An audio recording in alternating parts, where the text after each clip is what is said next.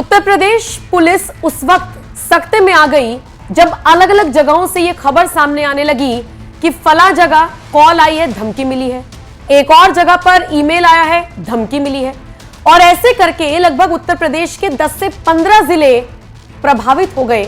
यहां पर जो डीएम थे वो एकदम सक्रिय हो गए क्योंकि इन 10 से 15 जिलों को बम से उड़ाने की धमकियां दी गई थी। नमस्कार, आप देख रहे हैं एनएमएफ न्यूज, आपके साथ मैं हूं नमता चौधरी। बीता दिन उत्तर प्रदेश के लिए बड़ा टेंशन भरा रहा। टेंशन भरा इसलिए क्योंकि वो यूपी पुलिस जिसकी मिसाल बाकी राज्यों में दी जाती है, जिसके मॉडल को बाकी राज्यों में अपनाने की बात कही जाती है, वो यूपी पुलिस बीते दिन थोड़ी सी परेशान, हैरान, विचलित नजर आई। इसके पीछे की वजह यह रही कि एक जगह नहीं, दो जगह नहीं, तीन जगह नहीं, 10 से 15 ऐसी जगह रही जहां बम से उड़ा दिया जाएगा इस तरह के ईमेल आए। 10 से 15 जिलों में जिलाधिकारियों के आधिकारिक ईमेल पर धमकियां आई और सबसे बड़ी बात, अयोध्या भी इसमें शामिल था, जिसमें कहा गया कि राम मंदिर को भी बम से उड़ा दिया जाएगा। अयोध्या में राम मंदिर ट्रस्ट को धमकी भरा मेल आया। राम मंदिर ट्रस्ट को आए ईमेल में कहा गया कि सुरक्षा को बढ़ा लो, अगर ऐसा नहीं होगा तो राम मंदिर को बम से उड़ा दिया जाएगा। फिर क्या, देखते ही देखते पुलिस को इसकी सूचना दी गई। फिलहाल पुलिस मामले की जांच कर रही है। अयोध्या के साइबर थाने में एफआईआर दर्ज करवाई गई है। फिलहाल व्यापक सर्च ऑपरेशन चलाया जा रहा है। अयोध्या के साथ साथ बाराबंकी, चंदौली समेत कई अन्य जिलों के जिलाधिकारियों को भी इसी तरीके से धमकी भरा ईमेल आया। अयोध्या जहां पर राम मंदिर बना हुआ है, इसके अलावा 10 से 15 जिले जहां के जिलाधिकारियों को ही सीधा मेल कर दिया गया कि सुरक्षा बढ़ा लो, नहीं तो बम से उड़ा दिया जाएगा। क्या हालात रहे होंगे उस वक्त यूपी पुलिस के।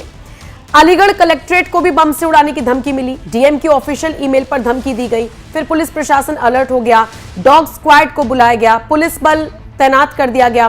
फिरोजाबाद, बाराबंकी में भी ऐसा ही हुआ। मतलब कुल मिलाकर डीएम को ही सीधा सीधा तौर पर मेल भेज दिया गया ताकि एक डर का माहौल पैदा हो जाए। एक डीएम से की ऑफिशियल मेल पर एक थ्रेट प्राप्त हुआ, जिस संबंध में पुलिस को बताया गया और पुलिस की टीम जो है यहाँ पर डॉग स्क्वाड और एएस चेक के साथ यहाँ पर हम लोग पूरे कलेक्ट्रेट परिसर का निरीक्षण करा रहे हैं और अनाउंस करके हम लोगों ने पूरा कलेक्ट्रेट परिसर खाली करा दिया, जैसा कि आप देख भी सकते हैं। और इस संबंध में हम लोग देख रहे हैं, बाहरी आउटर कॉर्डन से लेकर के पूरी कार्यालय और सभी जो भी यहाँ पर स्थित पार्क हैं, उन सबका गहनता से निरीक्षण करा रहे हैं। और सबसे बड़ी बात देखिए, एक ही दिन में उत्तर प्रदेश के 10-15 जिले ही नहीं, बल्कि अगर आप बात करेंगे महाराष्ट्र की, तो मुंबई को भी बम से उड़ाने की धमकी मिली।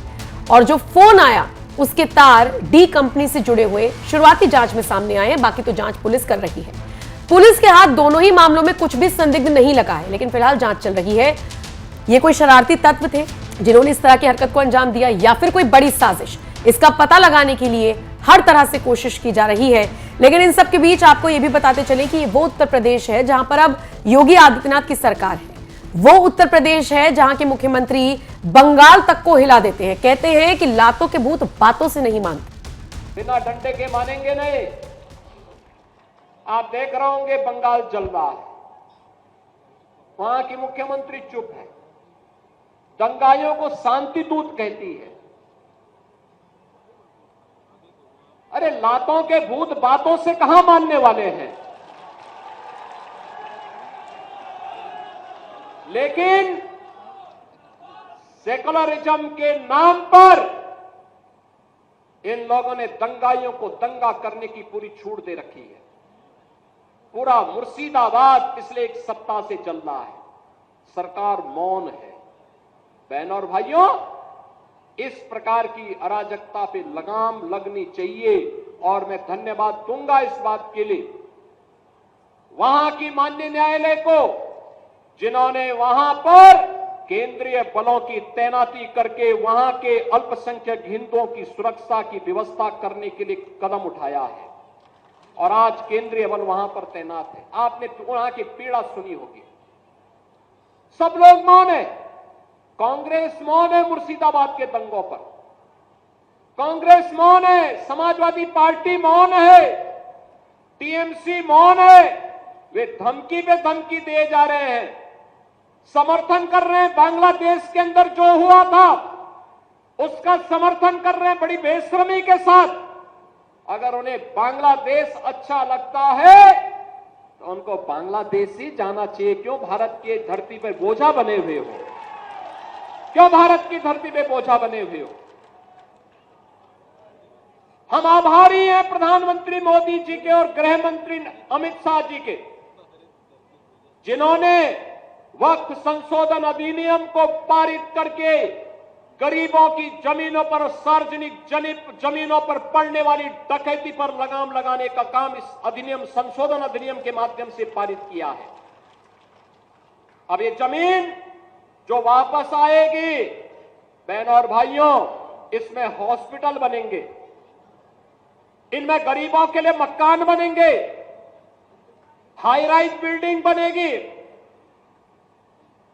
यहां पर स्कूल बनेंगे, विश्वविद्यालय बनेंगे, निवेश के लिए लैंड बैंक बनेगा।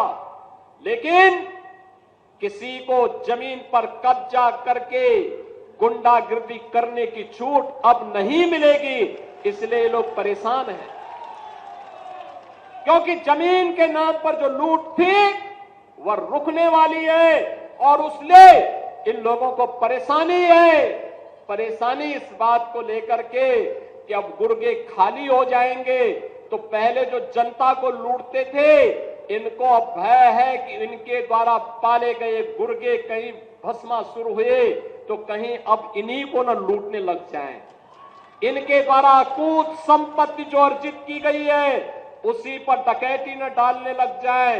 इसलिए उस भय के कारण ये वक्फ के नाम पर जनता को बेवकूफ बनाने का काम कर रहे हैं। कुल मिलाकर देखा जाए तो अग्रेसिव मोड में योगी आदित्यनाथ नजर आते हैं, लेकिन इन सबके बीच अगर यूपी पुलिस को इस तरीके से धमकी भरा मेल या फोन आते हैं तो वाकई में चिंता का विषय तो है ही, क्योंकि ऐसा पहली बार तो हुआ नहीं।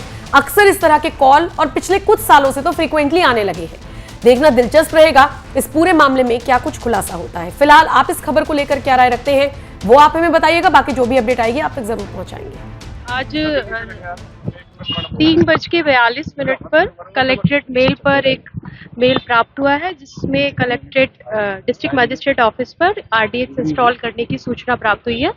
उस सूचना के प्राप्त होने के बाद में पुलिस और प्रशासन दोनों के द्वारा एहतियातन जो कलेक्ट्रेट का ऑफिस है उसको खाली करा लिया गया है। उसमें जो कंट्रोल रूम में कार्मिक तैनात थे सफाई करने के लिए, उनको बाहर निकाल दिया गया है।